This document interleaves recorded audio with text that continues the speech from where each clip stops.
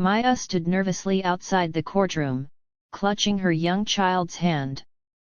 She had been waiting for this day for what felt like an eternity, the day she would finally learn the truth about her child's paternity.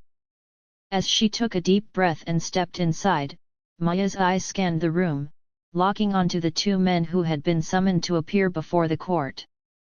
Alex, the charming and confident businessman, and Jamie, the quiet and introspective artist, both claimed to have had a relationship with Maya around the time of her child's conception. The judge, a stern-looking woman with a kind face, entered the room and began to explain the proceedings. Maya listened intently, her heart racing with anticipation. The first witness called was Alex, who took the stand with an air of confidence. He recounted his version of events, claiming that he and Maya had been in a committed relationship at the time of conception. Maya listened, her eyes narrowing as she disputed his account in her mind. "I remember the night we conceived," Alex said, his voice smooth. "It was a romantic evening, just the two of us. I'm certain I'm the father." Maya felt a surge of anger at Alex's words. She knew he was lying, but she couldn't prove it. Next, Jamie took the stand, his voice trembling as he spoke. He described a whirlwind romance with Maya, one that had left him smitten and heartbroken. Maya's eyes met Jamie's, and for a moment, they just stared at each other. "I loved her," Jamie said, his voice cracking. "I still do. I'm willing to do whatever it takes to be a part of my child's life." Maya felt a pang of guilt at Jamie's words. She had never intended to hurt him, but she knew she had. The DNA test results were revealed, and Maya's heart sank as she learned that neither Alex nor Jamie was her child's biological father. The courtroom erupted into chaos, with both men shouting protests and accusations. Maya felt like she had been punched in the gut.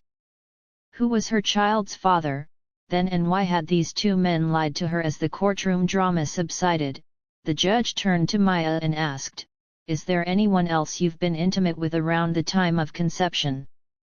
Maya hesitated, unsure of how to respond. And then, a name slipped out of her mouth: Danjuma. The courtroom fell silent once more, as all eyes turned to Maya. "Danjuma," the judge repeated. "Can you tell us more about him?" Maya nodded, feeling a lump form in her throat. "We met at a party. We thought we had a connection. But he's gone now. He passed away a few months ago." The judge's expression softened, and she nodded sympathetically. "I see. Well, in that case, we'll need to explore other options for determining paternity." As the courtroom adjourned, Maya felt a sense of numbness wash over her. She had thought she was getting close to the truth, but now it seemed like she was further away than ever. Maya's mind flashed back to the night she met Danjuma. They had been at a crowded party, and Maya had been drawn to Danjuma's charismatic smile and infectious laugh. They had talked for hours, sharing stories and secrets, and Maya had felt a deep connection to him. But now, Danjuma was gone, and Maya was left with more questions than answers. Maya sat in coldness and disbelief, her mind reeling with the possibility that Danjuma could be her child's father. How could this be? She thought back to their time together, trying to remember every detail. As she looked at her child, sleeping peacefully in the next room, Maya knew she had to keep trying. For her child's sake, she needed to uncover the truth, no matter how difficult the journey might be. With a newfound determination, Maya began to make phone calls, searching for any lead that might bring her closer to the truth. She spoke to Danjuma's family and friends, trying to piece together his final days. She scoured the internet, searching for any mention of Danjuma's life. And then, just when Maya thought she was getting nowhere, she received a call from an unknown number. "Maya, I think I can help you," a soft voice said. Meet me at the coffee shop on Main Street tomorrow at 2 p.m. Maya's heart skipped a beat as she hung up the phone. Who was this mysterious caller, and what did they know about Danjuma? The next day, Maya arrived at the coffee shop, her nerves on edge. She spotted a woman sitting in the corner, sipping a cup of coffee. The woman looked up, and Maya saw a glimmer of recognition in her eyes. Maya, the woman asked, her voice soft. Maya nodded, her heart racing. Yes, that's me.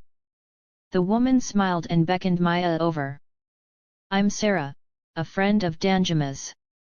We met through mutual friends. Maya's eyes widened as she sat down. You knew Danjuma? Sarah nodded. Yes, we were close. He told me about you, Maya.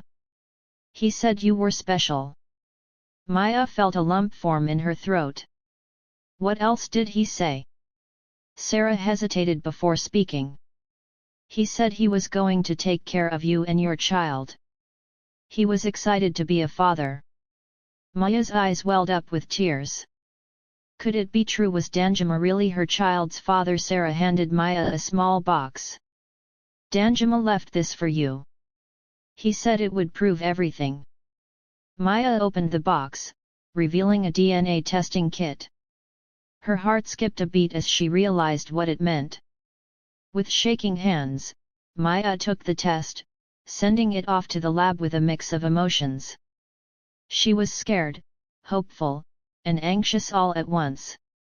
Days turned into weeks, and Maya heard nothing. She tried to focus on her daily routine, but her mind kept wandering back to Danjuma and the test results. Finally, the day arrived. Maya received a call from the lab, asking her to come in for the results. She arrived, her heart pounding in her chest. The lab technician handed her a piece of paper, and Maya's eyes scanned the page. Tears streamed down her face as she read the words, Danjuma, biological father. Maya felt a mix of emotions, relief, sadness, and joy. She finally had the answer she had been searching for, but it came with a price. Danjuma was gone, and she would never get to share this moment with him. As Maya walked out of the lab, she felt a sense of closure. She knew she still had a long journey ahead, but she was ready. For herself, for her child, and for Danjuma's memory. The end.